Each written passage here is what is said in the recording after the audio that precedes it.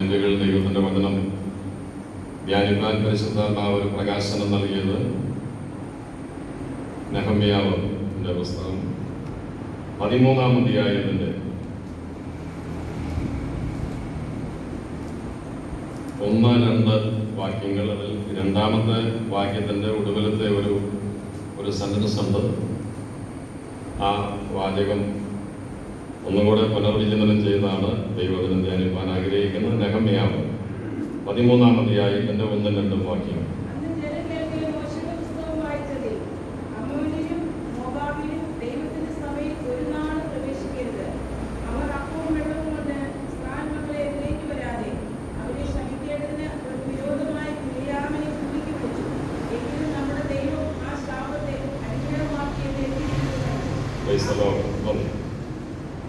എങ്കിലും നമ്മുടെ ദൈവം ആ ശാപത്തെ അനുഗ്രഹമാക്കി എന്ന് എഴുതിയിരിക്കുന്നത് കണ്ടു. നിങ്ങളെല്ലാവരും വായിച്ചല്ലോ, തുറന്നു നോക്കിയല്ലോ വിശുദ്ധ ബൈബിൾ. നമ്മുടെ ദൈവം ശാപത്തെ അനുഗ്രഹമാക്കുന്ന ഒരു ദൈവമാണ്. നമ്മുടെ ദൈവം എങ്ങനെയുള്ള ദൈവമാണ്? ശപിക്കുന്ന ദൈവമല്ല, അനുഗ്രഹിക്കുന്ന ദൈവമാണ്. ദൈവം തന്റെ കരങ്ങളാൽ മനുഷ്യനെ സൃഷ്ടിച്ചിട്ട് മനുഷ്യൻ ആദ്യമായിട്ട് കൊടുക്കുന്നത് എന്താണെന്ന് അറിയാമോ? അനുഗ്രഹം. ഉൽപ്പത്തി പുസ്തകത്തിൽ അങ്ങനെയാണ്. ദൈവത്തിന്റെ ഛായയിൽ ഒന്നാം മനുഷ്യനായ ആദാമിനെ സൃഷ്ടിച്ചു. സൃഷ്ടിപ്പിന്റെ വിവരങ്ങൾ ഉൽപ്പത്തി പുസ്തകത്തിൽ രേഖപ്പെടുത്തിയിട്ടുണ്ട്. എത്ര ഹൃദയസ്പർശിയായിരിക്കുന്ന ഒരു വിവരണമാണ്.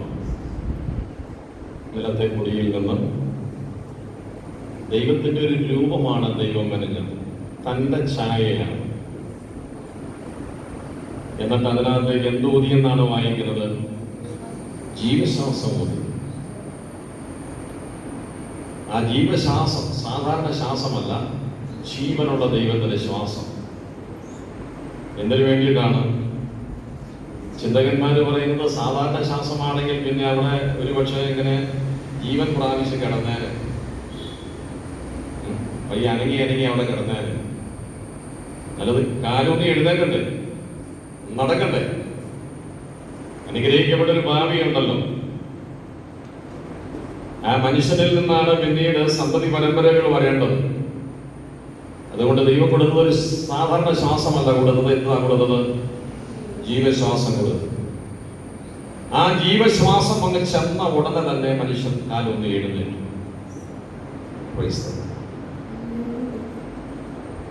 പിന്നെ തുടർന്നുള്ള കാര്യങ്ങൾ ഉൽപ്പത്തി പുസ്തകത്തിൽ രേഖപ്പെടുത്തിയിട്ടുണ്ട്. മനുഷ്യനുള്ള ബന്ധത്തിൽ കുറച്ചു കഴിഞ്ഞപ്പോൾ ദൈവത്തിനൊരു ചിന്ത വന്നു, മനുഷ്യൻ ഏകനായിരിക്കുന്നത് നന്നല്ല, ഞാൻ അവന് തക്ക തുണ, ഏതെങ്കിലും തുണ കിട്ടിയിട്ട് കാര്യമില്ല, തക്ക തുണ. അതുകൊണ്ട് ആ ദേവദാസന്മാർ സാധാരണ പറയുന്നത്, ശുശ്രൂഷകന്മാർ പറയുന്നത്, ചേരേണ്ടതേ ചേരാവൂ. ചേരേണ്ടതല്ല ചേരുന്നതെങ്കിൽ നിരന്തര പ്രശ്നമായിരിക്കും. ഈ നിരന്തര പ്രശ്നം വരുന്നതിന്റെ കാരണം എന്താണെന്നറിയാമോ? എന്താ പിടിച്ചിരിക്കുന്നത്? ഇപ്പോഴത്തെ കാര്യമല്ല പറയുന്നത്. എന്നും അടിയും, എന്നും വഴങ്ങും, എന്നും തമ്മിൽ തല്ലും, ഇടയ്ക്ക് വെച്ച് പിന്നെ കുടുംബ കോടതിയിലേക്ക് പോകുന്നതും വഴി തിരിയുന്നതിന്റെ കാരണം എന്നാണെന്നറിയാമോ? വിശുദ്ധ ബൈബിൾ അടിസ്ഥാനത്തിൽ ചിന്തിച്ചു കഴിഞ്ഞാൽ ദൈവം ചേർന്നിട്ടില്ല. ഇത് ഇങ്ങനെ തന്നെ പറഞ്ഞാലേ പറ്റുന്നുള്ളൂ. പിന്നെ പ്രോഗ്രാമുകൾ കൂട്ടിച്ചേർത്തു, സൗന്ദര്യം കൂട്ടിച്ചേർത്തു, വിദ്യാഭ്യാസം കൂട്ടിച്ചേർത്തു, ജോലി 4 ലക്ഷം ഉണ്ട്, പിന്നെ എന്നാ കുഴപ്പം, സുഖമായിട്ട് ജീവിക്കാൻ പറ്റും. ശമ്പളം കൂട്ടിച്ചേർത്തു, കുടുംബം കൂട്ടിച്ചേർത്തു, അന്വേഷിച്ചിട്ട് വലിയ കുഴപ്പമൊന്നുമില്ല, നല്ല വീടാണ്. അപ്പൊ വീട് കൂട്ടിച്ചേർത്തു, സൗന്ദര്യം കൂട്ടിച്ചേർത്തു, ആരോഗ്യം കൂട്ടിച്ചേർത്തു, വിദ്യാഭ്യാസം കൂട്ടിച്ചേർത്തു, ശമ്പളം ലക്ഷങ്ങൾക്ക് മുകളിലേക്ക് പോകുന്നു, ശമ്പളം കൂട്ടിച്ചേർത്തു. പാഷന്മാർ വേണമെങ്കിലും കൂട്ടിച്ചേർക്കും. അവരുടെ കാലയളവിൽ കല്യാണം നടക്കണമല്ലോ. ഈ പറയും അങ്ങേരുന്ന കാലത്ത് ഭാരതത്തിൻ്റെ ഗതിയില്ലാതെ. ചിലരെ കുറിച്ച് അങ്ങനെ കാലത്ത് എല്ലാത്തിനും പിടിച്ച് കെട്ടിച്ചത്, എല്ലാത്തിനും പിടിച്ച് പറഞ്ഞു കൊടുത്തത്. എന്നാ ചെയ്താലും കുറ്റമാണ്. അപ്പൊ ശുശ്രൂഷകന്മാരും അതിനകത്ത് ഇടപെടും. അവസാനം വരുന്നത് എന്താണെന്നറിയാമോ? അതാണ് നമ്മൾ കേട്ടുകൊണ്ടിരിക്കുന്നത്. പക്ഷേ ഇത് ചേരേണ്ടതേ ചേരാവുള്ളൂ. ഓർത്തോളൂ, ചേരേണ്ടതേ ചേരാവുള്ളൂ. അവിടെ ആഴമായ പ്രാർത്ഥന വേണം, ആഴമായ പുനർവിചിന്തനം വേണം. ഇല്ലെങ്കിൽ വഴിയാധാരമായി പോകും, നിരന്തര കലഹമായിരിക്കും, നിരന്തര പ്രശ്നമായിരിക്കും. സഭയ്ക്കും സ്വസ്ഥത ഉണ്ടാകുന്നില്ല, മാറി മാറി വരുന്ന ദൈവദാസന്മാർക്ക് സ്വസ്ഥത അവരെന്ത് ചെയ്യുക? അടി ഉണ്ടാക്കി വെച്ച് വന്നിട്ട് പാസ്റ്ററിന്റെ കൂടെ നിൽക്കും. ഭർത്താവിന്റെ കൂടെ നിന്ന ഭാര്യ വീട്ടിൽ ചെന്നാൽ വെള്ളം തരത്തില്ല. ഭാര്യയുടെ കൂടെ നിൽക്കാൻ പോയി കഴിഞ്ഞാൽ പിന്നെ വരാൻ പോകുന്നത് പിന്നെ ന്യൂസ് ചാനലായിരിക്കും. അപ്പന്റെ കൂടെ നിൽക്കാൻ പറ്റും, അമ്മയുടെ കൂടെ നിൽക്കാൻ പറ്റും, ചേട്ടന്റെ കൂടെ നിൽക്കാൻ പറ്റും, ചേച്ചിയുടെ കൂടെ വീടുന്നാളും വിട്ടുവരുന്ന ദൈവദാസന്മാര് അല്പകാലത്തേക്ക് ശുശ്രൂഷിക്കാൻ പറ്റും. ഇവരാരുടെ കൂടെ നിൽക്കും? തമ്പുരാന്റെ കൂടെയല്ലേ നിൽക്കാൻ പറ്റത്തുള്ളൂ. അപ്പൊ കർത്തൃദാസന്മാരെ മേടിച്ചോടത്തോളം അവരൊരു വല്ലാത്ത പരുവത്തിലാണ്. എന്ത് ചെയ്യും? ഞാൻ പറഞ്ഞു വരുന്നത്, ദൈവത്തിന്റെ വീക്ഷണത്തിൽ മനുഷ്യന് ദൈവം വിഭാവനം ചെയ്തത് എങ്ങനെയുള്ളതാണ്? തക്കതോടാണ്. അങ്ങനെ കുടുംബജീവിതം ആരംഭിച്ചു. കുടുംബജീവിതം ആരംഭിച്ചിട്ട് ദൈവം തമ്പുരാൻ ആദ്യമായിട്ട് അവർക്ക് കൊടുത്തതാണ്, ശിക്ഷിച്ച മനുഷ്യന് ദൈവം ആദ്യമായിട്ട് കൊടുത്തതാണ്. ഞാൻ ആദ്യം പറഞ്ഞത് എന്താ കൊടുത്തത്? അനുഗ്രഹം കൊടുത്തു. ആ അനുഗ്രഹമാണ് മനുഷ്യനെ വ്യത്യസ്തനാക്കി തീർന്നത്. ആ അനുഗ്രഹമാണ് മനുഷ്യന്റെ ജീവിതത്തിൽ എല്ലാ നന്മകളും വരുന്നത്. ദൈവത്തിന് സ്തോത്രം. എന്നാൽ നിർഭാഗ്യവശാൽ പൈശാചിക ശക്തിയുടെ കടന്നുകയറ്റം ആ കുടുംബത്തിലേക്ക് വന്നു. ആത്മാവിൽ അതിനെ വിവേചിക്കുവാനായിട്ട് കഴിഞ്ഞില്ല. തുടർന്ന് ദുഃഖങ്ങളും വേദനകളും മാത്രമല്ല മനുഷ്യൻ ശാപഗ്രസ്തനായി തീരുന്നതിനെ കുറിച്ചും വിശുദ്ധ ബൈബിളിൽ നമുക്ക് കാണാനായിട്ട് കഴിയുന്നുണ്ട്. മനുഷ്യൻ ശാപത്തിന് വിധേയനായി തീർന്നു. അങ്ങനെ പഴയ തിരുവെഴുത്തുകളിലൂടെ ആ ശാപത്തിന്റെ ആവർത്തനം കാണാൻ കഴിയുന്നുണ്ട്. എന്നാൽ ഗലാത്യ ലേഖനത്തിലേക്ക് കടന്നു വരുമ്പോൾ വിശുദ്ധ പൗലോസ് പറയുന്ന ഒരു കാര്യം, മരത്തിന്മേൽ തൂങ്ങുന്നവൻ ശപിക്കപ്പെട്ടവനെന്ന് എഴുതിയിരിക്കുന്നത് പോലെ ക്രിസ്തു നമുക്ക് വേണ്ടി എന്തായി തീർന്നു? ശാപമരണമായി തീർന്നു. ന്യായപ്രമാണത്തിന്റെ ശാപത്തിൽ നിന്ന് യേശു നമ്മെ വിലയ്ക്ക് വാങ്ങി. ഇന്ന് നാം ശാപത്തിന് അധീനരല്ല, അനുഗ്രഹത്തിന് അധീനരാണ്. വിശുദ്ധ പത്രോസ് എഴുതിയ ലേഖനത്തിൽ ഇവിടെ പറയുന്നുണ്ട്, അനുഗ്രഹം അനുഭവിപ്പാൻ നിങ്ങൾ വിളിക്കപ്പെട്ടവരാണ്. അപ്പോൾ തന്നെ മാറി നിൽക്കുന്ന ശാപശക്തികളെ കാണുവാനായിട്ട് കഴിയുന്നുണ്ട്. എന്നാൽ ഒരു ക്രിസ്തു വിശ്വാസിയുടെ ജീവിതത്തിലേക്ക് അത് വരാതെ ആത്മാവിൽ അതിനെ ജയിപ്പാൻ പരിശുദ്ധാത്മാവ് സഹായിക്കുന്ന ദൈവത്തിന്റെ സ്തോത്രം. അതുകൊണ്ടാണ് പറയുന്നത്, നിനക്കെതിരായി വരുന്ന ഒരായുധവും ഫലിക്കയില്ല. ആ ഒരായുധം എന്ന് പറയുന്നതിനകത്ത് പല ആയുധമുണ്ട്.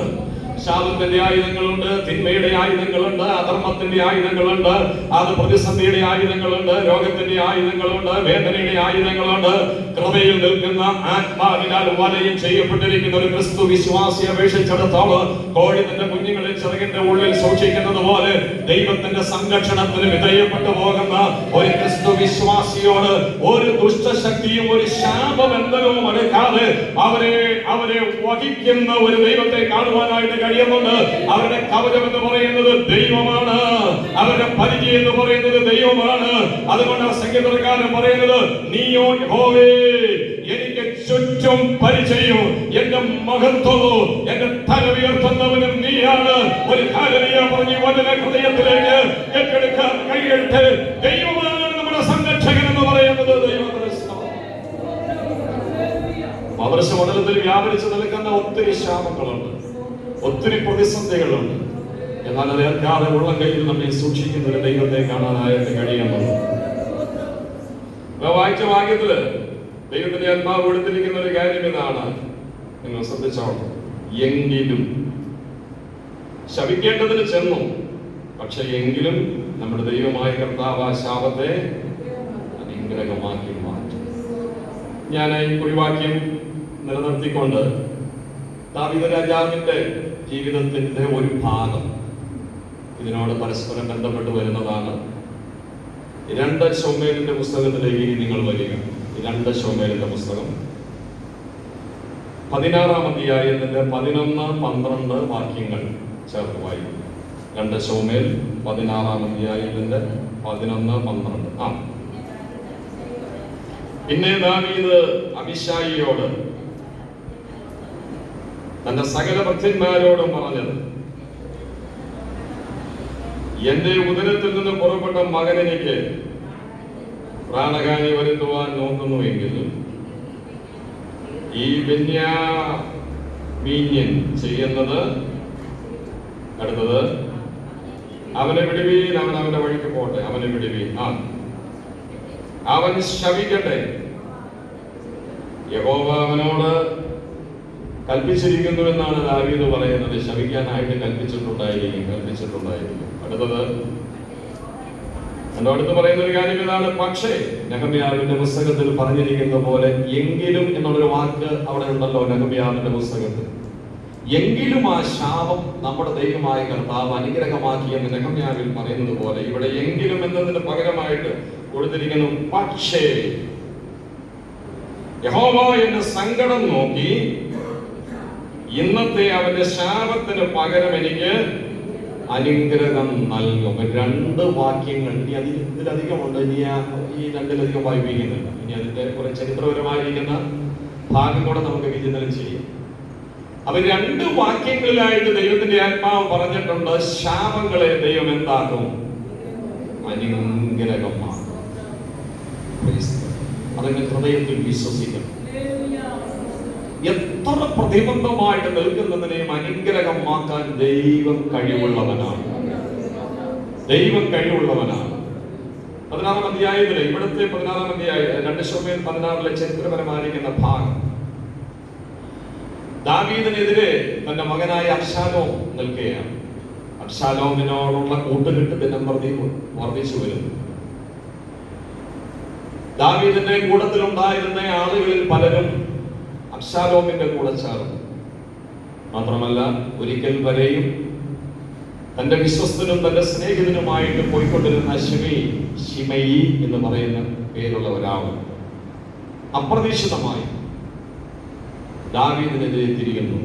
ശിമയി മാത്രമല്ല, പലരും ദാവീദിനെതിരെ തിരിഞ്ഞു. ശിമയി ദാവീദിനെതിരെ തിരിഞ്ഞിട്ട് സംസാരിക്കുന്ന വേദഭാഗങ്ങളാണ് ഇവിടെ നമ്മൾ വായിച്ചത്. ദൈവത്തിന് സ്തോത്രം. അങ്ങനെ സംസാരിച്ച കൂട്ടത്തിൽ ദാവീദിനോട് ചേർന്ന് നിൽക്കുന്നവരായ ആളുകൾ പറഞ്ഞു, ശിമയെ തടുക്കട്ടെ. ഇവനിങ്ങനെ ഒരു അസഹ്യമായി തീർന്നിരിക്കുക. പുറകെ വന്ന് കല്ലുവാരി എറിഞ്ഞ് മണ്ണ് വാരി എറിഞ്ഞ് നീജ നീജ നീജ നീജ ശപിക്കപ്പെട്ടവനെ എന്ന് പറഞ്ഞുകൊണ്ട് ശാപവാക്കുകളുമായിട്ട് ഇങ്ങനെ നടക്കുക. അപ്പൊ ദാവീദ് കൂടെയുള്ള തന്റെ ആളുകളോട്, അതായത് ശിമയെ പ്രതിരോധിക്കുവാൻ തയ്യാറായിട്ട് നിൽക്കുന്ന, ശിമയെ കൊന്നുകളവാൻ തയ്യാറായിട്ട് നിൽക്കുന്ന ആളുകളോട് ദാവീദ് പറഞ്ഞൊരു കാര്യം ഇതാണ്. അതാണ് നമ്മൾ വായിച്ചത്. ഒന്നും ചെയ്യണ്ട. അവൻ എത്രമാത്രം ശക്തിയോടെ ശപിക്കാൻ പറ്റുമോ അവൻ അത്രമാത്രം ശക്തിയോടെ ശപിച്ചോട്ടെ. ഒരു പക്ഷേ കുറച്ചു കാലത്തേക്ക് എന്നെ ശപിക്കാനായിട്ട് അവനെ ദൈവം ഏൽപ്പിച്ചിരിക്കുകയായിരിക്കും. ഞാനത് കേൾക്കേണ്ടത് ദൈവത്തിന്റെ വിനന്തിപ്പെട്ടിരിക്കുന്നതായിരിക്കും. പക്ഷേ അതിനൊരു പരിധിയുണ്ട്. അവൻ എത്രമാത്രം ബാധ്യത വീരത്തോടെ എന്നെ ശപിച്ചാലും, അവന് 1,00,000 പ്രാവശ്യം ശപിച്ചാലും, 1 കോടി പ്രാവശ്യം ശപിച്ചാലും, അതിനനുസരിച്ച് ആ ഓരോ വാക്കുകളും ദൈവം എനിക്ക് അനുഗ്രഹമാക്കി തീർന്നു. എത്ര പേർക്ക് ദൈവത്തെ മഹത്വപ്പെടുത്തുവാനായിട്ട്, എത്ര സ്നേഹവാനായിരിക്കുന്ന ദൈവം, എത്ര കരുണയോടുകൂടെ നമ്മോട് ഇടപെടുന്നവനായിരിക്കുന്ന ഒരു ദൈവം, തന്റെ മക്കളെ തള്ളിക്കളയാതെ അവരുടെ പ്രതിസന്ധി ഘട്ടങ്ങളിൽ ചേർത്ത് നിർത്തുന്ന ഒരു ദൈവം, സകല ശാപങ്ങളെയും ശത്രുവിന്റെ എതിരായി നിൽക്കുന്ന ദുഷ്ടശക്തികളുടെ സകല ശാപങ്ങളെയും അനുഗ്രഹമാക്കാൻ കഴിവുള്ള ഒരു നല്ല ദൈവം. പക്ഷെ ഒരു കാര്യം നമ്മളിവിടെ ഓർത്തോളം, അതിനൊരു കാരണമുണ്ട് ദാവീദ് അങ്ങനെ പറഞ്ഞതിന്റെ പിന്നിൽ. ദാവീദിന്റെ ജീവിതത്തിൽ കുറച്ചുകൂടെ 15-ാം അധ്യായത്തിൽ നിന്നും 16-ാം അധ്യായത്തിൽ നിന്നും ഞാൻ ചില വാക്യങ്ങൾ നിങ്ങളെ വായിച്ചു കേൾപ്പിക്കാം. ഞാൻ ഈ ഭാഗങ്ങൾ ദൈവസന്നിധിയിൽ പ്രാർത്ഥനയോടെ ധ്യാനിച്ച് പഠിച്ചപ്പോൾ എന്റെ ഹൃദയത്തിൽ കൊണ്ടുവന്നു. ദാവീദ് ഇങ്ങനെ പറയാനായിട്ട് കഴിയുന്ന ആ ഒരു ചങ്കുറപ്പുണ്ടല്ലോ, അതൊരു അസാധാരണമായ ചങ്കുറപ്പാണ്. എതിരായി നിൽക്കുന്ന മനുഷ്യനെ കൊന്നുകളവാനായിട്ട് തന്റെ കൂടെയുള്ള ആളുകൾ പറയുമ്പോൾ സാധാരണ ചെയ്യുന്ന എന്നാ പിന്നെ ശരിയാക്കിക്കോ, കണ്ണും കണ്ടൊന്ന് കാണിച്ചാൽ മതി.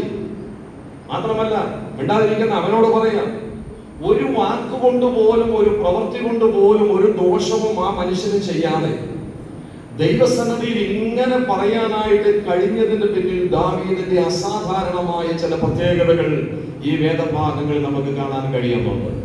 പരിശുദ്ധാത്മാവ് നമ്മെ അറിയിക്കുന്ന ഒരു കാര്യം ഇതാണ്: പ്രതിസന്ധികൾ ജീവിതത്തിൽ വരുമ്പോൾ, ഭാരങ്ങൾ ജീവിതത്തിൽ വരുമ്പോൾ നമ്മുടെ മനോവീര്യം കെട്ടുപോകാതെ ദൈവത്തിൽ അകമഴിഞ്ഞ് നമുക്ക് ആശ്രയിക്കാനായിട്ട് കഴിയണമെങ്കിൽ ഹല്ലേലൂയ, ബൈബിൾ നമ്മെ പഠിപ്പിക്കുന്ന ചില ദിവ്യ സന്ദേശങ്ങൾ കാണാനായിട്ട് കഴിയുന്നുണ്ട്. ചില ആളുകൾ എന്തുകൊണ്ടാണ് വാടിപ്പോകുന്നത്, തളർന്നു പോകുന്നത്, ക്ഷീണിച്ചു പോകുന്നത്? ചില ആളുകൾ എന്തുകൊണ്ടാണ് ഒന്നുമല്ലാത്ത നിലയിലേക്ക് അങ്ങ് ചുരുങ്ങി പോകുന്നത്? നിസാര പ്രതിസന്ധികളുടെ മധ്യത്തിലും നിസാര വാക്കുകളുടെ മുമ്പിലും പിടിച്ചു നിൽക്കാൻ കഴിയാതെ രംഗത്തുനിന്ന് മാറിപ്പോകുന്നത്? എന്നും വേദനയും എന്നും ഭാരവും എന്നും മനോഭാരവുമായി മുന്നോട്ട് പോകുന്നതിന്റെ കാരണം അവരുടെ ഉള്ളിൽ വേണ്ടതുപോലെ വചനത്തിന്റെ വ്യാപാര ശക്തി കടന്നു വരുന്നില്ല. ദൈവത്തിന്റെ സ്തോത്രം. അവർ അഭിമുഖീകരിച്ച പ്രശ്നങ്ങൾ പോലെയോ അതിനേക്കാളും വലിയ പ്രതിസന്ധികൾ അഭിമുഖീകരിച്ചതുപോലെയൊക്കെയുള്ള ബൈബിളിലെ ചരിത്ര ഭാഗങ്ങൾ രേഖപ്പെടുത്തിയിട്ടുണ്ട്. എന്തിനായി ഭാഗങ്ങൾ രേഖപ്പെടുത്തിയിരിക്കുന്നതെന്ന് അറിയാമോ? ഓരോ ക്രിസ്തു വിശ്വാസിയും അവരുടെ അനുദിന ജീവിതത്തിൽ ഇതിന് സമാനമായ പ്രതികൂലങ്ങളിലൂടെ കടന്നു പോകുമ്പോൾ കൈവിടാതെ അവരെ ചേർത്ത് നിർത്തുന്ന ഒരു ദൈവമുണ്ടെന്ന് ആത്മാവിൽ മനസ്സിലാക്കണം. അതുകൊണ്ടാണ് പറയുന്നത്, ദാവീദിന്റെ ദൈവം എന്റെയും ദൈവമാണ്, മോശയുടെ ദൈവം എന്റെയും ദൈവമാണ്, അബ്രഹാമിന്റെ ദൈവം എന്റെയും ദൈവമാണ്. പഴയ തിരുവെഴുത്തുകളിലെയും പുതിയ തിരുവെഴുത്തുകളിലെയും മുഴുവൻ ചരിത്ര പിതാക്കന്മാരെയും പ്രവാചകന്മാരെയും അപ്പോസ്തലന്മാരെയും രാജാക്കന്മാരെയും എടുക്കുമ്പോൾ അവരുടെ ജീവിതത്തിൽ അഭിമുഖീകരിച്ച വേദനകൾ അതിനെ നമ്മുടെ ജീവിതത്തിലെ പ്രശ്നങ്ങളെ അതിജീവിക്കുവാൻ എനിക്ക് നിങ്ങൾക്ക് പ്രചോദനമാണ്. ആ പ്രചോദനം കിട്ടുന്നത് ദൈവത്തിന്റെ പരിശുദ്ധാത്മാവിന്റെ വ്യാപാരം കൊണ്ടാണ്. ദൈവത്തിന്റെ പരിശുദ്ധാത്മാവിന്റെ വ്യാപാരം കൊണ്ടാണ്. ഞാൻ ദാവീദിന് ഇങ്ങനെ ഉണ്ടായ ഈ പ്രതിസന്ധിയെ താൻ മരണം ചെയ്തതിന്റെ പിന്നിൽ ചില പ്രത്യേകതയുണ്ട്. 15-ാം അധ്യായം നമ്മളിപ്പോൾ വായിച്ചത് 16-ാം അധ്യായമാണ്. അതിന് തൊട്ട് മുൻപുള്ള 15-ാം അധ്യായം 2 ശമൂവേൽ 15-ന്റെ 7 മുതൽ 7, 8, 9 വാക്യങ്ങളൊന്ന് വായിക്കും.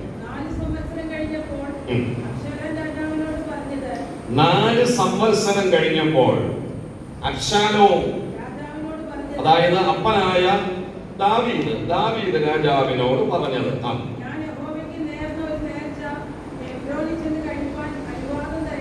അപ്പൊ അബ്ശാലോം അപ്പനോട് പറയുകയാണ്, അപ്പൻ രാജാവാണെന്നുള്ള കാര്യം ഓർത്തോളം ദാവീദ് അദ്ദേഹം പറയുകയാണ്, ഞാൻ ദൈവസന്നിധിയിൽ ഒരു നേർച്ച നടന്നിട്ടുണ്ട്. ആ നേർച്ച എനിക്ക് എവിടെ ചെന്ന് കഴിക്കണം? ഹെബ്രോൻ. ഹെബ്രോൻ എന്ന വാക്കിനർത്ഥം എന്താണ്? കൂട്ടായ്മ. ബഥേൽ എന്ന വാക്കിനർത്ഥം അറിയാമോ? ദൈവത്തിന്റെ ഭവനം, ദൈവഭവനം. ഹെബ്രോൻ കൂട്ടായ്മ, ഫെലോഷിപ്പ്. കൂട്ടായ്മയുടെ ഇടമായ ഹെബ്രോനിലേക്ക് ചെന്നിട്ട് ഞാനൊരു നേർച്ച നേർന്നിട്ടുണ്ട്, എനിക്കത് കഴിക്കണം. അടുത്തത്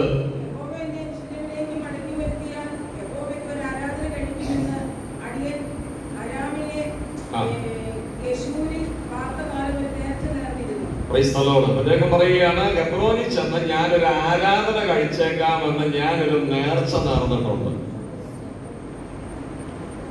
ആ നേർച്ചയ്ക്കനുസരിച്ച് നേർച്ച നിവർത്തിക്കാനായിട്ട്, ദൈവത്തെ ആരാധിക്കാൻ പോകാനായിട്ട് എന്നെ അനുവദിക്കണം. രാജാവായ പിതാവിനോട് പറയുകയാണ്. അടുത്തത് രാജാവ് അബ്ശാലോമിനോട്, മകനായ അബ്ശാലോമിനോട് സമാധാനത്തോടെ പോകാം എന്ന് പറഞ്ഞു. അടുത്തത് അവൻ എഴുന്നേറ്റ് നേരെ ഹെബ്രോനിലേക്കാണ് ചെന്നത്. പക്ഷെ അടുത്ത ഭാഗം ശ്രദ്ധിച്ചോളണം. എന്നാൽ അവൻ അബ്ശാലോം ഇസ്രായേൽ ഗോത്രങ്ങളിൽ, ചുരുക്കി പറഞ്ഞാൽ ആരാധനയുടെ പേരും പറഞ്ഞാണ് അപ്പന്റെ അടുക്കൽ നിന്ന് പോകുന്നത്. നേർച്ചയുടെ പേരും പറഞ്ഞാണ് പോകുന്നത്. പക്ഷേ ഹെബ്രോനിൽ ചെന്നതിന് ശേഷം നാട് മുഴുവൻ ചാരന്മാരെ അയച്ച് അബ്ശാലോം ചെയ്ത പണിയുടെ ചുരുക്കം പറയാം. അപ്പനെ തൽസ്ഥാനത്തു നിന്നും മാറ്റിയിട്ട് പകരം തനിക്ക് രാജാവാകാനുള്ള തന്ത്രങ്ങൾ അവിടെ ആവിഷ്കരിക്കുകയാണ്. അതല്ല എന്റെ വിഷയം. അബ്ശാലോമിന്റെ ഭാഗത്തേക്ക് നമ്മൾ പോകുന്നില്ല. നമ്മുടെ ഇന്നത്തെ ചിന്തനം അതുമല്ല. പക്ഷെ ദാവീദിന്റെ ഒരു നല്ല മനസ്സാണ്. എന്താ? മകൻ പറയുന്നു, ഹെബ്രോനിൽ പോയി ദൈവത്തെ ആരാധിക്കാനായിട്ട് ഞാനും ദൈവവും തമ്മിൽ ഒരു ഉടമ്പടി ഉണ്ടാക്കിയിട്ടുണ്ട്, ഒരു നേർച്ച നടന്നിട്ടുണ്ട്. അതിന് ഞാൻ അനുവാദം തരണം. മോനെ, നീ സന്തോഷത്തോടെ പോയി ദൈവത്തെ ആരാധിക്കും. ദാവീദിന്റെ മനസ്സ് പരിശുദ്ധാത്മാവ് വെളിപ്പെടുത്തുന്നത് എന്താണ്?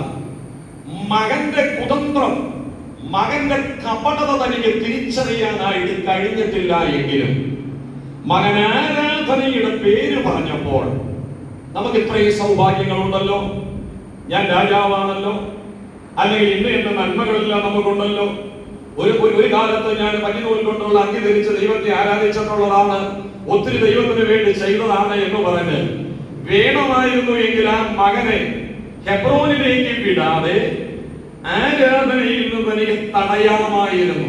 പക്ഷേ ദാവീദിന്റെ ജീവിതത്തിന്റെ ഒരു പ്രത്യേകത പരിശുദ്ധാത്മാവ് വെളിപ്പെടുത്തുന്നത്, രാജാവാകുന്നതിന് മുമ്പും രാജാവായതിനു ശേഷവും ദൈവിക ആരാധനയ്ക്ക് പ്രഥമസ്ഥാനം കൊടുക്കുന്ന ഒരാളാണ്. ഇന്നത്തെ ഈ ശാപം ദൈവം എനിക്ക് അനുഗ്രഹമാക്കി തീർക്കുമെന്ന് ചങ്കുറ്റത്തോട് ദാവീദിന് പറയാൻ കഴിഞ്ഞതിന്റെ പേരിൽ ഒന്നാമത്തെ സവിശേഷത പരിശുദ്ധാത്മാവ് വെളിപ്പെടുത്തുന്നു. ദൈവത്തിന്റെ സ്തോത്രം. പരമാർത്ഥതയോടെ ദൈവത്തെ ആരാധിക്കാൻ വേണ്ടി നിൽക്കുന്ന ഒരു മനുഷ്യനായിരുന്നു ദാവീദ്. അതോ മോൻ ദൈവത്തെ ആരാധിക്കണമെന്നുള്ള ഒരു ആരാധനയുടെ വാക്കവിടെ പറഞ്ഞപ്പോ പിന്നെ രണ്ടാമതൊരു ചോദ്യമില്ല,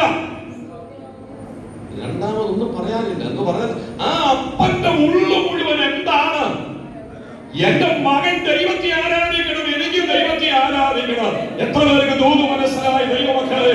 അവർക്ക് പറയാൻ കഴിയുന്നത് ശാപങ്ങളെ അനുഗ്രഹമാക്കുന്ന ഒരു ദൈവം നമുക്ക് വേണ്ടിയുണ്ട്. ദൈവത്തിന്റെ സ്തോത്രം. കുമ്പപ്പള്ളി സഭയെ എന്നെ ശ്രദ്ധിക്കുന്ന ദൈവമക്കളെ, ദൈവം നമ്മെ സ്നേഹിച്ചു, ദൈവം നമ്മെ വിളിച്ചു, ആദരിച്ചു. ഇവിടെയുള്ള ജാതി ആചാരങ്ങൾ നമ്മൾ വിട്ടു, പണ്ടത്തെ ആരാധന ക്രമങ്ങൾ നമ്മൾ വിട്ടു, പാരമ്പര്യങ്ങൾ നമ്മൾ വിട്ടു. അബദ്ധം ഒരിക്കലും നമ്മൾ വിചാരിക്കുന്നില്ല. കുറച്ചുകൂടെ നേരത്തെ ഇറങ്ങേണ്ടതായിരുന്നു എന്ന് വിചാരിക്കുന്നവരാ നാം എല്ലാവരും. കാലപ്പഴക്കത്താൽ ആരാധനയ്ക്ക് തേയ്മാനം വരുത്തുന്നവരല്ല, ആരാധനയിൽ മനസ്സുകൊണ്ട് പരിഹാരം വരുത്തുന്നവരല്ല. ആത്മീയ മൂല്യങ്ങളോട് എപ്പോഴും നിറഞ്ഞ ഹൃദയത്തോടെ ദൈവത്തെ ആരാധിപ്പാനായിട്ട് കഴിയണം. ദൈവം നമ്മുടെ വീണ്ടെടുപ്പുകാരനാണ്, ദൈവം നമ്മുടെ രക്ഷയുടെ പാതയാണ്, ദൈവം നമുക്ക് വേണ്ടി പ്രവർത്തിക്കുന്നവരാണ്.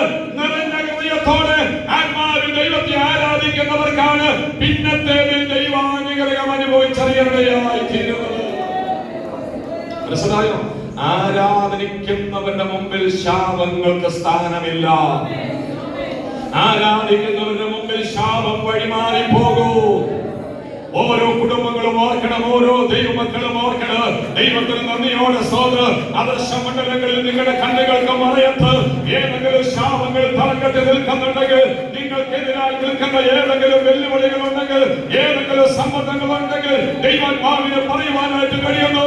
ഒറ്റ പ്രതിവിധി മാത്രമേ ഉള്ളൂ. പരമാർത്ഥതയോടെ നിറഞ്ഞ ഹൃദയത്തോടെ മുൻപിടിയില്ലാതെ ആത്മശക്തിക്ക് വിധേയപ്പെട്ടുകൊണ്ട്, പരിശുദ്ധാത്മാവിന് വിധേയപ്പെട്ടുകൊണ്ട്, അഭിഷേകത്തിന് നിറവിൽ ദൈവത്തെ മഹത്വപ്പെടുത്താൻ കഴിഞ്ഞാൽ ഇന്ന് പകലിൽ കുമ്പപ്പള്ളി സഭയെ പരിശുദ്ധാത്മാവ് ദൂത് പറയുകയാണ്.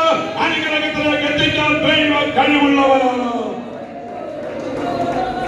Hallelujah, hallelujah.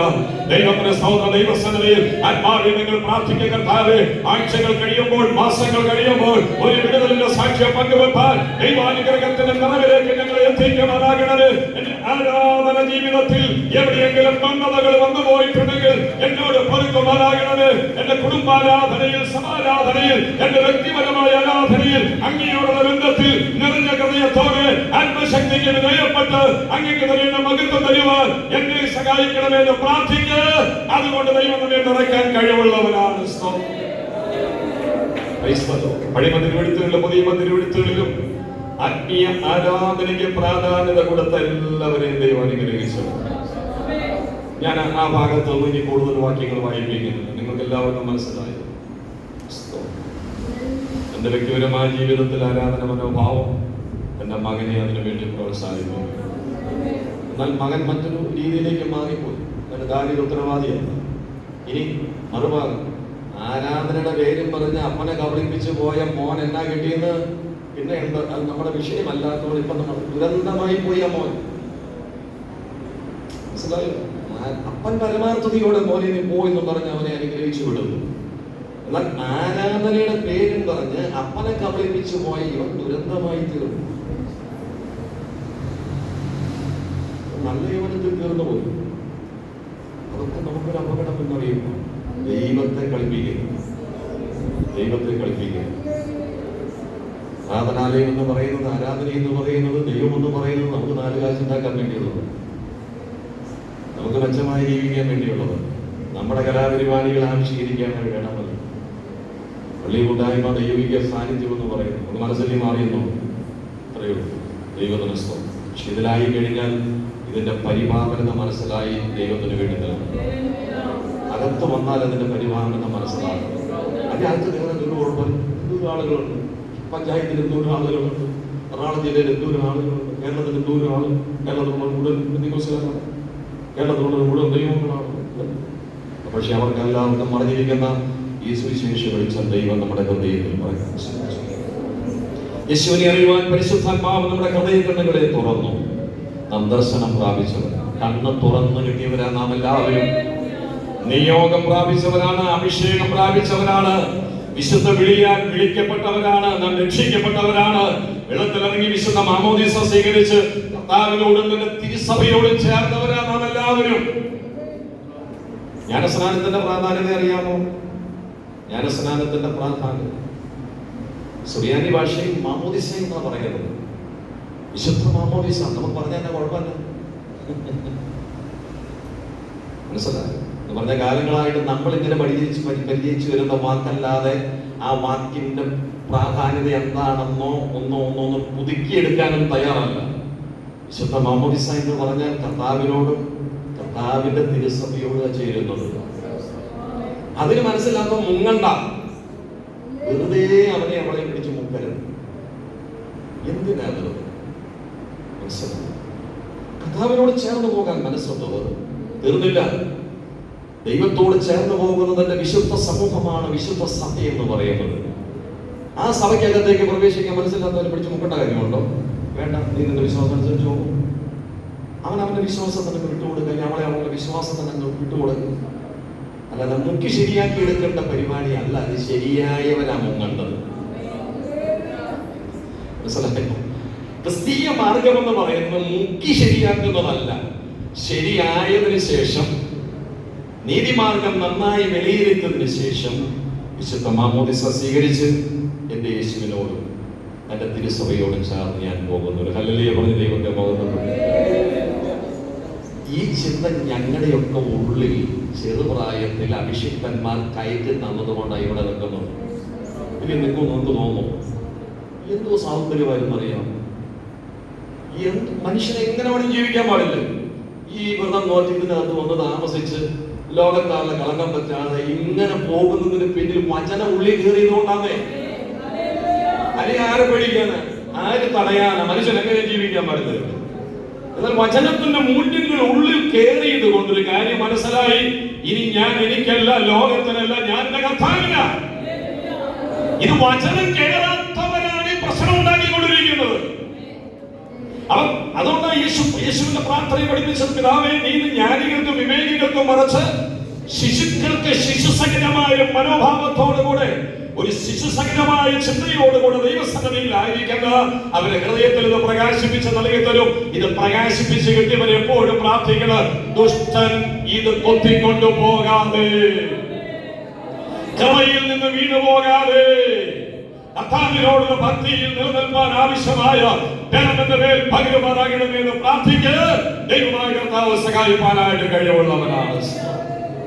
അനുഗ്രഹത്തെ ആത്മാവിൽ തനിക്ക് കാണാൻ കഴിഞ്ഞതിന്റെ പിന്നിൽ സവിശേഷതയാണ് ആരാധനയ്ക്ക് മുൻതൂക്കം കൊടുക്കുകയും ആരാധനയ്ക്ക് തന്റെ കുടുംബത്തെ, തന്റെ തലമുറയെ പ്രോത്സാഹിപ്പിക്കുകയും ചെയ്യുന്ന ഒരു സ്വഭാവം ദാവീദ് രാജാവിന്റെ ജീവിതത്തിൽ ഉണ്ടായിരുന്നു.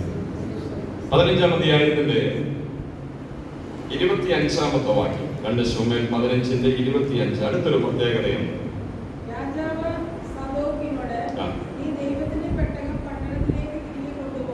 നീ ദൈവത്തിന്റെ പെട്ടകം. സാദോക്കിനോട് പറയുകയാണ്, അതിന്റെ കൂടെയുള്ള ഒരാളുടെ പേരാണ് പറഞ്ഞിരിക്കുന്നത്. സാദോക്കിനോട് പറയുന്നു, നീ ദൈവത്തിന്റെ പെട്ടകം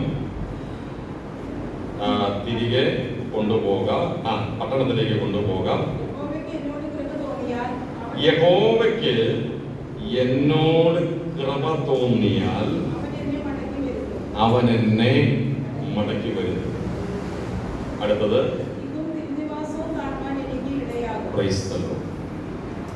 അവിടുത്തെ ചരിത്രപരമായിരിക്കുന്ന ഭാഗം, ഈ ഹെബ്രോനിൽ പ്രാർത്ഥിക്കാനായിട്ട് പോകാന്ന് പറഞ്ഞ മോനുണ്ടല്ലോ, പുത്രൻ. ആ പുത്രൻ നിമിത്തം തനിക്ക് പിന്നെ സ്വസ്ഥത ഉണ്ടാകുന്നില്ല, കൊട്ടാരത്തിൽ നിൽക്കാനും കഴിയുന്നില്ല, താനിന്ന് ഒളിച്ച് താമസിക്കാൻ പോവുക.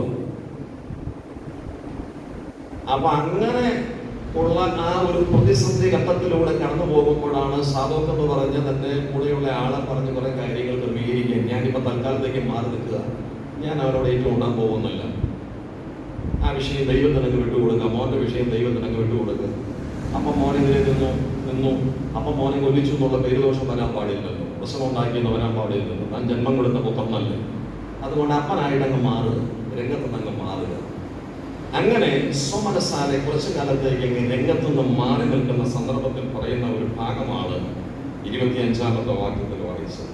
സദോക്കിനോട് പറയുന്നു, നീ പെട്ടകം പട്ടണത്തിലേക്ക് തിരിച്ച് കൊണ്ടുപോവാ, നീ കൊണ്ടുപോകൂ, പെട്ടകവുമായിട്ട് ഞാൻ വരുന്നില്ല ഇപ്പോൾ. എന്നിട്ട് എന്നോട് ചേർന്ന് പറയുകയാണ്, യഹോവയ്ക്ക് എന്നോട് കൃപ തോന്നിയ ദൈവം എന്നെ മടക്കി വരും. അല്ല, ഞാൻ പോകുന്ന വഴിക്ക് തീരേണ്ടതാണ്, അങ്ങനെ ആയിക്കോട്ടെ എന്ന് പറഞ്ഞാൽ തന്റെ പ്രതിസന്ധി ഘട്ടത്തിൽ ദൈവകൃപയിൽ അമിതമായി താൻ ആശ്രയിക്കുന്നു. മനസ്സിലായോ? ഈ മകനെ കൈകാര്യം ചെയ്യാനുള്ള എല്ലാ ശേഷിയുണ്ട്. കുറെ പദ്ധതികൾ ആവിഷ്കരിക്കാം, ബുദ്ധിപരമായ നീക്കങ്ങളിലൂടെ കടന്നു പോകാം. ഇതിനൊന്നും താൻ തയ്യാറാകുന്നത്. ഒരു പ്രതിസന്ധി വന്നപ്പോൾ താൻ അതിൽ നിന്ന് ഒഴിഞ്ഞു മാറിയിട്ട്, താൻ ശാന്തമായ ഒരിടത്തേക്ക് മാറിയിട്ട്, ഹല്ലേലൂയ, ദൈവകൃപയിൽ അമിതമായിട്ട് ആശ്രയിക്കുന്നു, ദൈവത്തിൽ അമിതമായിട്ട് ആശ്രയിക്കുന്നു. ഞാൻ വീണ്ടും രംഗത്ത് വരേണ്ടത് ദൈവഹിതമാണെങ്കിൽ ദൈവനെ കൊണ്ടുവരും. ഇനി നമ്മൾ തമ്മിൽ, സാദോക്കിനോട് പറയും, നമ്മൾ തമ്മിൽ കൂടി കാണേണ്ടത് തിരിഹിതമാണെങ്കിൽ അത് നമ്മൾ തമ്മിൽ കൂടി കാണും. അല്ല, ഇങ്ങനെ കൂടിക്കാഴ്ചയില്ലെങ്കിൽ ഞാൻ അതിനും തയ്യാറ്. അതിന്റെ കാരണം ഇതിന്റെ പിന്നിലെല്ലാം പ്രവർത്തിക്കുന്ന ഒരു ദൈവമുണ്ട്. എന്റെ വാത്സല്യമുള്ള ദൈവമക്കളെ, പരിശുദ്ധാത്മാവ് ചെന്ന് നമ്മെ അറിയിക്കുന്ന ഒരു കാര്യം ഇതാണ്: നിർണായകമായ അനുഭവങ്ങൾ ജീവിതത്തിൽ വരുമ്പോൾ, വഴികൾ അടഞ്ഞു എന്ന് തോന്നുന്ന അനുഭവങ്ങൾ ജീവിതത്തിൽ വരുമ്പോൾ, പരിശുദ്ധാത്മാവിൽ ഞാൻ നിങ്ങളോട് ദൂത് പറയാം, ദൈവകൃപയ്ക്ക് നിങ്ങൾ അമിതമായി വിധേയപ്പെടുത്തുക. അവിടെ നമ്മുടെ പരവേശങ്ങളോ, നമ്മുടെ പരാക്രമങ്ങളോ, നമ്മുടെ ബന്ധപ്പാടുകളോ, നമ്മുടെ തന്ത്രങ്ങൾ കൊണ്ട് ഒരിക്കലും നമുക്കവിടെ ജയിക്കാനായിട്ട് കഴിയുകയില്ല. അതിന്റെ കാരണം ദൈവം നമ്മെ വിളിച്ചു, തന്നെ അഭിഷേകം കൊണ്ട് ദൈവം നമ്മെ നിറച്ചു. വെറുതെയല്ല ദൈവം നമ്മെ അഭിഷേകം കൊണ്ട് നിറച്ചത് ഒരു ലക്ഷ്യത്തിലേക്ക് എത്തിക്കാൻ വേണ്ടിയാണ്. അഭിഷേകം എന്ന് പറയുന്ന ഒരു നിയോഗമാണ്. ഒരു നിയോഗം തന്നവനത് പൂർത്തീകരിച്ചെടുക്കും. ദൈവത്തിന്റെ സ്തോത്രം. ദൈവകൃപയിൽ ആശ്രയിക്കണം, ദൈവത്തിന്റെ കരുണയിൽ ആശ്രയിക്കണം, ദൈവത്തിന്റെ കരുതലിൽ ആശ്രയിക്കണം, ദൈവത്തിന്റെ ഹിതത്തിൽ ആശ്രയിക്കണം. ആ പ്രശ്നങ്ങളുടെ മധ്യത്തിൽ ദൈവത്തെ ആത്മാവിൽ നമുക്ക് ഏറ്റുപറയുവാനായിട്ട് കഴിയണം. സൗത്രം സൗത്രം സൗത്രം സൗത്രം സൗത്രം സൗത്രം കർത്താവിന് സമ്പൂർണമായി സ്ഥാനം കൊടുക്കുവാനായിട്ട് കഴിയണം. എന്റെ ദൈവമേ, ഇത് ഞാൻ അങ്ങയ്ക്ക് വിട്ടു തരികയാണ്. ഇതിന്മേൽ അങ്ങ് പ്രവർത്തിക്കുമാറാകണമേ. എന്നെ കുറിച്ച്, എന്റെ ജീവിതത്തെ കുറിച്ച്, എന്റെ ജോലിയെ കുറിച്ച്, എന്റെ ഭാവിയെ കുറിച്ച്, എന്റെ കുടുംബത്തെ കുറിച്ച്, എന്റെ തലമുറയെ കുറിച്ച്, എന്റെ സാമ്പത്തിക മേഖലകളെ കുറിച്ച്, എന്റെ ശരീരത്തെ കുറിച്ച്, എന്റെ ആരോഗ്യത്തെ കുറിച്ച്, എന്റെ അത്യാത്മീയ കാര്യത്തെ കുറിച്ചുള്ള മുഴുവൻ കാര്യങ്ങളും അങ്ങയുടെ കരങ്ങളിലേക്ക് എന്നെ ഏൽപ്പിക്കുകയാണ്. അങ്ങയ്ക്ക് ഹിതമെങ്കിൽ അങ്ങനെ മടക്കി വരുത്തണമേ. അങ്ങയുടെ ഹിതമെങ്കിൽ വിജയിപ്പിക്കണമേ. അങ്ങയുടെ ഹിതമെങ്കിൽ ഉയർത്തണമേ. അങ്ങയുടെ ഹിതമെങ്കിൽ മാനിക്കണമേ. അതുകൊണ്ട് ദൈവഹിതത്തിനും ദൈവകൃപയ്ക്കും വേണ്ടി ഏൽപ്പിച്ചു കൊടുത്താൽ അത് പിന്നത്തേതിൽ നന്മയാക്കാൻ ദൈവം കഴിവുള്ളവനാണ്. ഈ ചിന്ത നമ്മുടെ ഉള്ളിലേക്ക് കയറണം. എന്നാൽ നിർഭാഗ്യവശാൽ പല ആളുകൾക്കും പറ്റുന്ന കാര്യം ദിവസം തുറക്കത്തില്ല, ദൈവഹിതത്തിന് വിധേയപ്പെടുന്നില്ല, ദൈവത്തിന്റെ മുൻപാകെ ഇരിക്കുന്നില്ല, ഒരു ദൈവീക വിഷയങ്ങളൊന്നും മനസ്സിലേക്ക് വരുന്നില്ല, സംസാരത്തിൽ പോലും വരില്ല. കഴിഞ്ഞ കാലങ്ങളിൽ ദൈവത്തിൽ നിന്ന് പ്രാപിച്ച വിടുതലുകളും അനുഗ്രഹങ്ങളും ധാരാളമുണ്ട്. പല പല പ്രശ്നങ്ങൾക്ക് ദൈവം വിടുതലുകളും അനുഗ്രഹങ്ങളും സൗഖ്യവും നന്മയും നൽകിയിട്ടുണ്ട്. ഇപ്പോഴത്തെ വർത്തമാനകാല പ്രയാസങ്ങളിലൊന്നും ഓർക്കാൻ കഴിയുന്നല്ല. ജാതികളെക്കായാലും കഷ്ടമായ നിലയിൽ മനോഭാവം കൊണ്ട് പോകുന്ന ഒത്തിരി ആളുകളുണ്ട് ആത്മീയ മണ്ഡലങ്ങൾ. എന്നാൽ അവിടെയാണ് നാം വേറിട്ട വ്യത്യസ്തരായി തീരേണ്ടത്. കർത്താവിന്റെ കൃപയിൽ അമിതമായിട്ട് ആശ്രയിക്കുക. ദാവീദ് ദൈവകൃപയിൽ അമിതമായി ആശ്രയിച്ചു. ഒന്നാമത്തെ സന്ദേശം നിങ്ങൾക്ക് മനസ്സിലായല്ലോ. ആരാധനയ്ക്ക് മുൻതൂക്കം കൊടുത്തു. തന്റെ മകനെ അതിനു വേണ്ടി ബലപ്പെടുത്തി. ദൈവത്തിന് സ്തോത്രം. പ്രശ്നങ്ങളുടെ മധ്യത്തിൽ താൻ മാറി നിൽക്കേണ്ട ഒരു സാഹചര്യം വന്നു. അപ്പോഴും താൻ എന്ത് ചെയ്യുന്നറിയാമോ? ദൈവകൃപയ്ക്ക് തന്നെ വിധേയപ്പെടുത്തി. ഞാൻ രണ്ട് ഭാഗം കൂടെ വായിച്ചു കേൾപ്പിച്ച് അവസാനിപ്പിക്കാം. 15-30-31 വാക്യങ്ങൾ നോക്കിക്കേ. 15-30-31.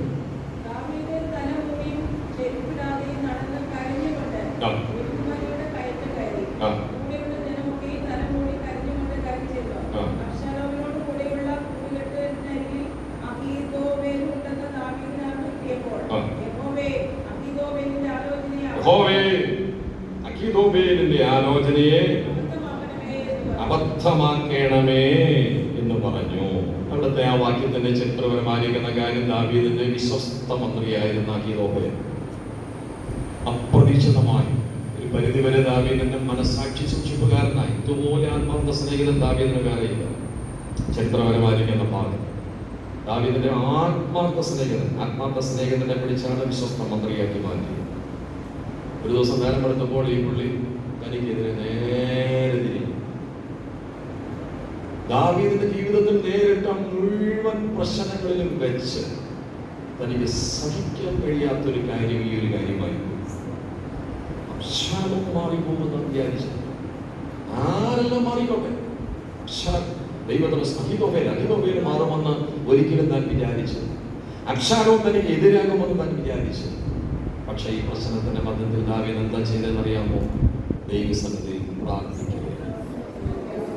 മൂന്നാമത് ദാവീദിന്റെ പ്രത്യേകത പരിശുദ്ധാത്മാവ് വെളിപ്പെടുത്തുന്ന ഒരു കാര്യമില്ല. എന്തൊക്കെയാണ് അവിടെ നമ്മൾ വായിച്ചത്? ആ വാക്യം ഒന്നുകൂടെ നോക്കിക്കേ. 30-ാമത്തെ വാക്യം മുതൽ കണ്ടോ? ദാവീദ് തലം മൂടി എന്ന് പറഞ്ഞ് ആരുടെ മുഖത്ത് നോക്കാനില്ല. ആരും തന്നെ കാണണ്ട, താൻ ആരെയും കാണണ്ട. ചിരിപ്പെടുന്നുണ്ട്, കരഞ്ഞുകൊണ്ട് ഒലിവ് മലയുടെ കയറ്റം കയറി പോവാ. കൂടെയുള്ള ജനമൊക്കെ തലമൂടിക്കൊണ്ട് കരഞ്ഞുകൊണ്ട് കയറി ചെന്നു. അബ്ശാലോമിനോട് കൂടെയുള്ള കൂട്ടുകെട്ടുകളിൽ അഖീതോബേലും ഉണ്ടെന്ന് ദാവീദിന് അറിവ് കിട്ടിയപ്പോൾ ആ ഹൃദയസ്പർശിയായ പ്രാർത്ഥന, യഹോവേ അഖീതോബേലിന്റെ ആലോചനയെ അബദ്ധമാക്കണമെന്ന് പറഞ്ഞാൽ ഇവൻ എന്തൊക്കെയാണ് എൻ്റെ മകനോട് പറഞ്ഞു കൊടുക്കണേന്ന് അറിയില്ല. ഇവൻ എന്ത് പറഞ്ഞു കൊടുത്താലും അതിനെ അബദ്ധമാക്കണമേ. അഖീതോബേൽ പറഞ്ഞു കൊടുത്ത ആലോചനയെ ദൈവം അബദ്ധമാക്കിയതിന്റെ തെളിവാണ് അബ്ശാലോം വഴിയിൽ വെച്ച് പട്ടുപോയെന്ന് നമുക്ക് കാണാനായിട്ട് കഴിയുന്നത്. ചരിത്രം അങ്ങനെ മുന്നോട്ട് പോവുകയാണ്. പക്ഷെ പ്രശ്നത്തിന്റെ മധ്യത്തിൽ ദാവീദിന്റെ മനോഭാവം എന്താണ്? പ്രാർത്ഥന. യഹോവേ ഈ വിഷയത്തിന് മേൽ അങ്ങ് പ്രവർത്തിക്കുന്നു, കണ്ണ് നിറഞ്ഞ പ്രാർത്ഥിക്കുന്നു. എന്റെ വാത്സല്യമുള്ള ദൈവമക്കളെ, വേദനകളുടെ മധ്യത്തിൽ പ്രാർത്ഥനയല്ലാതെ നമുക്ക് മറ്റൊന്നുമില്ല. സ്തോത്രം, സ്തോത്രം, സ്തോത്രം. കണ്ണ് നിറഞ്ഞ് പ്രാർത്ഥിച്ചാൽ ദൈവം പ്രാർത്ഥന കേൾക്കും. ദൈവത്തിന് മറികടന്നു പോകാൻ കഴിയാത്ത ഒറ്റ കാര്യം വിശുദ്ധ ബൈബിൾ പറയുന്നത് എന്താണെന്ന് അറിയാമോ? കണ്ണുനീർ. ബാക്കിയെല്ലാം ദൈവം മറികടന്നു പോകും. പക്ഷെ കണ്ണ് നിറഞ്ഞ് തന്റെ മക്കൾ പ്രാർത്ഥിച്ചാൽ ദൈവം മറികടന്നു പോകില്ല. ഞാൻ നിങ്ങളോട് ചോദിക്കട്ടെ, നിങ്ങൾ വ്യക്തിപരമായി കണ്ണ് നിറഞ്ഞൊന്ന് പ്രാർത്ഥിച്ചിട്ട് എത്ര നാളായി? നിങ്ങളുടെ പ്രാർത്ഥനാ മുറിയിൽ നിങ്ങൾ കണ്ണ് നിറഞ്ഞ് പ്രാർത്ഥിക്കാറുണ്ടോ? നിങ്ങളുടെ കുടുംബ പ്രാർത്ഥനകളിൽ നിങ്ങൾ കണ്ണ് നിറഞ്ഞ് പ്രാർത്ഥിക്കാറുണ്ടോ? ഈ ആരാധനാലയത്തിലെ പാട്ടിലും പ്രാർത്ഥനയിലും ഈ ശുശ്രൂഷയിലും നിങ്ങളുടെ ഹൃദയത്തെ സ്പർശിക്കുന്ന ദൈവവചന സന്ദേശങ്ങൾ നിങ്ങൾക്ക് അനുകൂലമായിട്ട് വരുമ്പോൾ, നിങ്ങൾക്ക് നേരെ വരുമ്പോൾ നിങ്ങളുടെ കണ്ണുകൾ നിറയാറുണ്ട്. ഒരു പുനർവിചിന്തനം അവിടെ ചെയ്യുക. എത്രയെത്ര വെല്ലുവിളികൾ നമ്മൾ അഭിമുഖീകരിക്കുന്നു. അതിനോട് പറയാൻ കഴിയാത്ത വേദനകൾ, നമ്മുടെ കണക്കുകൂടലുകൾ ചിലപ്പോൾ തെറ്റിപ്പോകാം. മുന്നോട്ട് പോകാൻ കഴിയാത്ത സാഹചര്യങ്ങൾ നമുക്ക് സകലവും പ്രതികൂലമായിട്ട് വരാം. ആരും നമ്മുടെ കൂടെ ഉണ്ടാകണമെന്നല്ല. എല്ലാ വഴികളെയും എല്ലാ വാതിലുകളെയും 22-ാം സങ്കീർത്തനം വായിക്കുമ്പോൾ അവിടെ സങ്കീർത്തനക്കാരൻ പറയുന്ന ഒരു കാര്യം യേശുവിന്റെ പീഡാനുഭവങ്ങൾ കണ്ടുകൊണ്ട് പറയുകയാണ്, കഷ്ടമടുത്തിരിക്കാൻ എന്നെ വിട്ടകന്നിരിക്കരുതേ. അടുത്ത വാക്യം എന്താണെന്നറിയാമോ? സഹായിപ്പാൻ മറ്റാരുമില്ല. സ്വതന്ത്രം സഹായിപ്പാൻ വേറെ ആരുമില്ല. നമ്മുടെ വേദന കാണാൻ മറ്റാരുമില്ല. കൂടെ ഇരിക്കാൻ വേറെ ആരുമില്ല. ദൈവത്തിന്റെ വിശേഷങ്ങൾ പങ്കുവെപ്പാൻ നമുക്ക് വേറെ ആരുമില്ല. എന്നാൽ നമ്മുടെ പ്രാർത്ഥന മുറിയിൽ നമ്മുടെ ഏകാന്തതയിൽ ഇറങ്ങി വരുന്ന ഒരു ദൈവമുണ്ട്. അതുകൊണ്ടാണ് ദാനിയേൽ പറയുന്നത്, എന്റെ ദൈവത്തിന്റെ ദൂതൻ സിംഹങ്ങളുടെ അടുക്കലേക്ക് വന്നിട്ട് സിംഹങ്ങളുടെ വായടച്ചു കളഞ്ഞു. ദൈവത്തിന്റെ സ്തോത്രം. ജീവിതത്തിന്റെ പ്രതിസന്ധി ഘട്ടങ്ങളിലും ജീവിതത്തിന്റെ ശൂന്യതകളിലും ജീവിതത്തിന്റെ സകലവും എതിരായി നിൽക്കുന്ന സന്ദർഭങ്ങളിലും നമ്മുടെ അടുക്കിലേക്ക് വരുന്ന ഒരു ദൈവ സാന്നിധ്യമുണ്ട്. എത്ര ദൈവമക്കൾ ആ സാന്നിധ്യം അനുഭവിച്ചിട്ടുണ്ട്? എത്ര പേർക്ക് അനുഭവിച്ചറിയുവാനായിട്ട് കഴിയുന്നുണ്ട്? നിങ്ങൾ നീറിപ്പുകയുന്ന വിഷയത്തിന് മേല്, നിങ്ങൾ ഭാരപ്പെടുന്ന വിഷയങ്ങളുടെ മേല്, ആധ്യാത്മികമോ സാമ്പത്തികമോ ശാരീരികമോ മാനസികമോ ഏത് വിഷയമായാലും ദാവീദിന്റെ പ്രശ്നമോട് ഇന്ന് കൂട്ടിച്ചേർത്തുകൊണ്ട് ആത്മനിർഭയിൽ നമുക്ക് പറയാൻ കഴിയട്ടെ, കണ്ണു നിറഞ്ഞ് പ്രാർത്ഥിക്കുന്ന ഒരു ദൈവവൈതലിന് ഒരു വിടുതൽ ദൈവം ഒരുക്കിയിട്ടുണ്ടെങ്കിൽ ആത്മാവിൽ ഞാനിത് കാണുന്ന കർത്താവേ, എന്റെ പ്രാർത്ഥനാ ജീവിതത്തിൽ എവിടെയെങ്കിലും കുറവുകൾ വന്നു പോയിട്ടുണ്ടെങ്കിൽ ജൽപ്പന പ്രാർത്ഥനയായിട്ടല്ല, പഠിച്ചു പരിചയിച്ചു വെച്ച വാക്കുകളായിട്ടല്ല, ആത്മനിർഭയിൽ കണ്ണു നിറഞ്ഞ് പ്രാർത്ഥിച്ച് പ്രാപിക്കേണ്ട സ്വർഗീയ കൃപകൾ പ്രാപിച്ചെടുക്കുവാൻ എന്നെയും എന്റെ കുടുംബത്തെയും എന്റെ തലമുറയെയും ഞങ്ങളുടെ സഭയെയും അതിനുവേണ്ടി സഹായിക്കണമെന്ന് ദൈവത്തോട് പ്രാർത്ഥിച്ചാൽ ദൈവം പ്രവർത്തിപ്പാൻ കഴിവുള്ളവനാണ്. കണ്ണുനീരിന്റെ മുമ്പിൽ ദൈവം പ്രവർത്തിക്കും. അതുകൊണ്ടാണ് സങ്കീർത്തനക്കാരൻ പറയുന്നത്, എന്റെ കണ്ണുനീര് നിന്റെ തുരുത്തിയില്. നമ്മളൊന്ന് ശ്രദ്ധിച്ച്, നമുക്ക് ഓരോരുത്തർക്കും വേണ്ടിയുള്ള തുരുത്തിയിൽ എന്തോരം കണ്ണുനീര് നിങ്ങൾ കൊടുത്തിട്ടുണ്ട്. എന്റെ തുരുത്തിയില് എന്തുമാത്രം കണ്ണുനീര് ദൈവസന്നിധിയിലുണ്ട്. ഞാൻ ഇവിടുന്ന് മുന്നോട്ട് പോകുന്ന ഒരു വാക്യം കൂടെ വായിക്കും. 16-ാം അധ്യായത്തിന്റെ 11-ാമത്തെ വാക്യം നമ്മൾ വായിച്ചതാണ്. വീണ്ടും നോക്കിക്കേ. പിന്നെ ദാവീദ് അബീശായിയോട് തന്റെ സകല ഭക്തന്മാരോടും പറഞ്ഞത്, എന്റെ ഉദരത്തിൽ നിന്ന് പുറപ്പെട്ട മകൻ എനിക്ക് പ്രാണഹാനി വരുത്തുവാൻ നോക്കുന്നു എങ്കിൽ എന്റെ ആരുമല്ലാത്ത ഈ ബെന്യാമീൻ. മറ്റൊരു ഭാഷയിൽ കൊടുത്തിരിക്കുന്നത്, പരിഭാഷയിൽ കൊടുത്തിരിക്കുന്നത് എന്റെ ആരുമല്ലാത്ത ഈ ബെന്യാമീൻ. പ്രത്യാശയാണ് പ്രതികാരമില്ലാത്ത മനസ്സ്. എനിക്ക് പകയില്ല, എനിക്ക് വാശി. ദൈവങ്ങളുടെ മുഖത്തേക്ക് നോക്കി, ഇനി എത്ര കാലം നമുക്കുണ്ട് ഇവിടെ ഭൂമി? എന്തിനാ പക? ആരോടാ വാശി? ആരോടാ പ്രതികാരം? നാളെ കൊണ്ട് നമുക്ക് ആരെങ്കിലും പറയാൻ പറ്റും? ഞാൻ ഇതുപോലെ നിന്ന് പ്രസംഗിച്ചതിന് ശേഷമാണ് 1 മണിക്കൂർ കഴിയുമ്പോൾ ഞാൻ ഹോസ്റ്റലിലേക്ക് പോയത്. ആരാധനാലയത്തിൽ നിന്ന നിൽപ്പിൽ നിന്നും പോയ എത്രയോ പാസ്റ്റർമാരും എത്രയോ ദൈവമക്കളും എന്ന് പറഞ്ഞാൽ മനുഷ്യ ജീവിതം എന്ന് പറയുന്നത് ഒരു സ്ഥിരതയുമില്ല. ദൈവസന്നിധിയിൽ നമ്മളെല്ലാവരും പ്രാർത്ഥിക്കണം, കർത്താവേ, വാശിയും വൈരാഗ്യവും പകയും വിദ്വേഷവും പ്രതികാരം ചോദിക്കണമെന്നുള്ള ആ ഒരു ചിന്തയും ഇല്ലാത്ത ഒരു മനസ്സെനിക്ക് തരണമേ. ഒരു പകയും വെച്ച് പുലർത്തരുത്. ദാവീദിന് ആരോടും പകയില്ല. ശിമെയോനുള്ള ബന്ധത്തിൽ അത്രയും തന്നെ ഉപദ്രവിച്ച ശിമെയോൻ ഒരു പകയുമില്ല. പകയില്ലാത്ത മനുഷ്യനാണ്, പ്രതികാരമില്ലാത്ത മനുഷ്യനാണ്, ക്ഷമിക്കുന്ന മനുഷ്യനാണ്, സഹനമുള്ള മനുഷ്യനാണ്. ആ മനുഷ്യനെയാണ് ഇസ്രായേലിന്റെ ചരിത്രരേഖയിൽ സ്വർണ്ണലിപികളിൽ ദൈവം എഴുതി ചേർത്തു, ദാവീദിന്റെ ഹൃദയപ്രകാരമുള്ള മനുഷ്യൻ. തലകളെ വണങ്ങി കണ്ണുകൾ അടച്ച ദൈവസന്നിധി പരിശുദ്ധാത്മാവ് നമ്മോട് സംസാരിച്ച വചനത്തിന്റെ മുൻപാകെ ആഴമായ സമർപ്പണത്തിലേക്ക് ഈ ആലയത്തിൽ വന്നിരിക്കുന്ന എല്ലാ ദൈവമക്കളും പ്രായഭേദമെന്നെ എല്ലാവരും കുട്ടികൾ ഉൾപ്പെടെ ദൈവസന്നിധിയിൽ സമർപ്പിച്ച പ്രാർത്ഥിക്കും. നമ്മുടെ മുമ്പിൽ അദൃശ്യമണ്ഡലങ്ങളിൽ വ്യാപരിക്കുന്ന പല ശാപശക്തികളുണ്ട്, തിന്മയുടെ ശക്തികളുണ്ട്, ദോഷശക്തികളുണ്ട്. എതിരായി നിൽക്കുന്ന പലതുമുണ്ട്. അതിനെയെല്ലാം അനുഗ്രഹമാക്കാൻ കഴിവുള്ള ഒരു ദൈവം നമുക്ക് വേണ്ടിയുണ്ട്. അങ്ങനെ ദൈവം അനുഗ്രഹമാക്കണമെങ്കിൽ ദാവീദിന്റെ ജീവിതത്തിന്റെ കുറച്ച് കാര്യങ്ങൾ നാം വിചിന്തനം ചെയ്തല്ലോ ദൈവമക്കളെ. ആരാധന മനോഭാവം ദൈവകൃപയിൽ വിധേയപ്പെടുന്ന ഒരു മനോഭാവം, പ്രതിസന്ധികളിൽ പ്രാർത്ഥനയും കണ്ണം നിറയുന്ന ഒരു മനോഭാവം, പ്രതികാരമില്ലാത്തൊരു മനോഭാവം. പ്രിയ കർത്താവേ, ആ ഒരു കാഴ്ചപ്പാടിൽ മുന്നോട്ട് പോകുവാൻ, ആ ഒരു മനസ്സോടെ മുന്നോട്ട് പോകുവാൻ എന്നെ, എൻ്റെ കുടുംബത്തെ, എൻ്റെ തലമുറയെ, ഞങ്ങൾ സഭയെ സഹായിക്കണമേ. ഒന്ന് കണ്ണു നിറഞ്ഞ ദൈവങ്ങൾക്ക് പ്രാർത്ഥിക്കാൻ കഴിയുമോ? അല്പസമയം പ്രാർത്ഥനയ്ക്കുള്ള സമയമാണ്. നമ്മെ കാണുന്നൊരു ദൈവമുണ്ട്. ഈ വചനം ഈ ആരാധനാലയത്തിൽ എനിക്ക് നിങ്ങൾക്ക് ദൈവം പ്രകാശിപ്പിച്ച് നൽകി.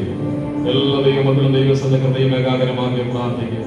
കർത്താവേ, കണ്ണു നിറഞ്ഞ് പ്രാർത്ഥിക്കാൻ എൻ്റെ കണ്ണിൽ കണ്ണുനീര് നൽകണമേ. പ്രവാചകൻ പ്രാർത്ഥിക്കുന്നുണ്ടല്ലോ, കഴിമത്തിൽ പ്രവാചകൻ പ്രാർത്ഥിക്കുന്നുണ്ട്. കർത്താവേ, എൻ്റെ കണ്ണിനെ കണ്ണുനീര് കൊണ്ട് നിറയ്ക്കണമേ. സ്തോത്രം, സ്തോത്രം, സ്തോത്രം, സ്തോത്രം. അതിനെങ്കിൽ തുറന്ന് സ്തോത്രം ചെയ്ത ദൈവസന്നിധിയിൽ പ്രാർത്ഥിച്ച് ആരാധന മനോഭാവത്തിൽ ഞങ്ങൾ ഒരിക്കലും മാറിപ്പോകാതെ എൻ്റെ വ്യക്തിപരമായ ജീവിതത്തിലും എൻ്റെ കുടുംബാരാധനയിലും എൻ്റെ സഭാരാധനയിലും ആത്മനിറവിൽ നിൽപ്പാൻ എന്നെ സഹായിക്കണമേ.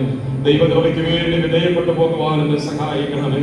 പ്രാർത്ഥനയോടും കണ്ണുനീരോടും ഓരോ ദിവസവും മുന്നോട്ട് പോകുവാൻ സഹായിക്കണമേ.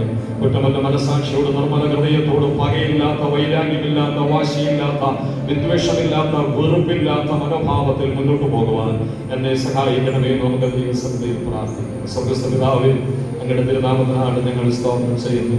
ഈ ആലയത്തിൽ ഞങ്ങളെ കേൾപ്പിച്ച ദൈവദിന സന്ദേശങ്ങൾക്കായി സ്തോത്രം.